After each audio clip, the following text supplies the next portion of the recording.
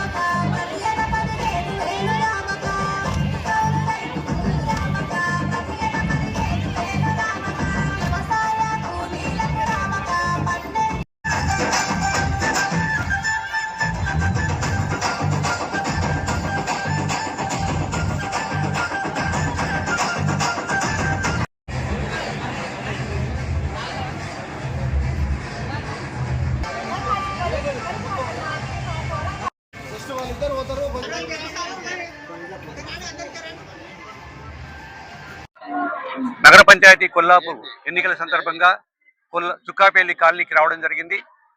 అయితే ఈ సంవత్సరం జరగబోయే ఎన్నికలలో కొల్లాపూర్ నగర పంచాయతీ పరిధిలో 19 కౌన్సిలర్ స్థానాలు ఉన్నాయి. 19 స్థానాలు కూడా కాంగ్రెస్ పార్టీ నుంచి బలమైన కాంగ్రెస్ పార్టీ అభ్యర్థులు నిలబెట్టడం జరిగింది జూపల్లి గారి ఆధ్వర్యంలో.